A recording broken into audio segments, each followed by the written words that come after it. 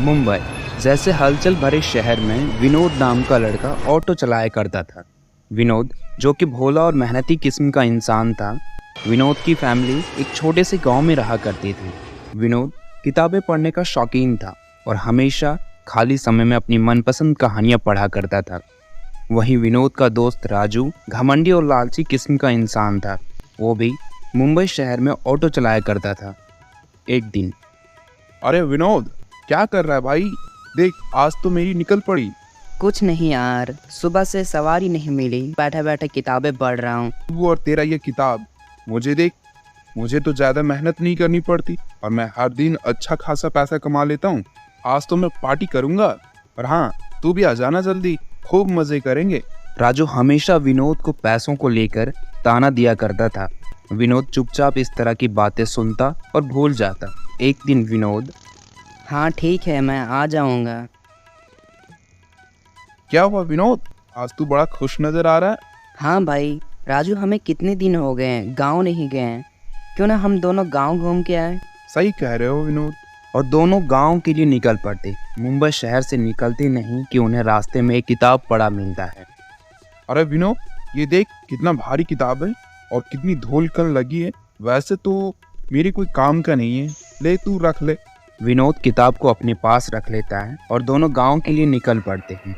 गांव पहुंचकर वो दोनों अपने अपने घर चले जाते। अरे मैं तो भूल ही गया उस किताब के बारे में। चलो देखते हैं उस किताब में किस तरह की कहानियाँ हैं। जैसे ये विनोद किताब निकालता है और साफ करने लगता है, उसके हाथ से किताब जमीन पे गिर जाती है। तभी किताब से आवाज आने लगती। वो देखता है कि उसके सामने पड़ा किताब बोल रहा है।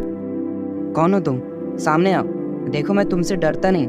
डरो मत विनोद, मैं एक जादुई किताब हूँ। मैं जानता हूँ कि तुम्हें किताब पढ़ने का बड़ा शौक और इसीलिए मैं तुम्हारे पास आया हूँ। यदि तुम मेरी कहानियों को पढ़ोगे तो तुम्हारी सारी मनोकामनाएं पूरी होंगी। और हाँ, याद रहे कि ये किताब केवल अच्छाई और सच्चाई के लिए उपयोग किया जा सकता है। इतना बोल जादुई किताब से आवाज आनी बंद हो जाती है। विनोद उस किताब को पढ़ने लगता है। दिन प्रतिदिन जादुई किताब को पढ़ने से विनोद की सारी मनोकामनाएं पूरी होने लगती है और कुछ दिनों में वो धनी इंसान बन जाता है। इसे देख राजू अंदर ही अंदर विनोद से ईर्ष्या करने लगता है। एक दिन जब विनोद ने एक नई ऑटो अपने घर ले आया तो राजू ये देखकर विनोद से कहा, अरे भाई विनोद, नई ऑटो, क्या बात है? अरे हमें भी बताओ अपनी कमाई का राज, हम भी 2 पैसे कमा लेंगे। क्यों, सही कहा ना? नहीं, मैं नहीं बताऊंगा।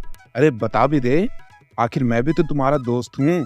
अच्छा ठीक है, मेरे पास एक जादुई किताब है, उसमें बहुत सारी कहानियां हैं जिसे मैं पढ़ता हूँ और मेरी सारी इच्छा पूरी हो जाती है। अच्छा मैं अब चलता हूँ, माँ इंतजार कर रही होगी। अच्छा, तो तुम्हारी अमीरी का ये राज है। बच्चू, आज रात को बताऊंगा।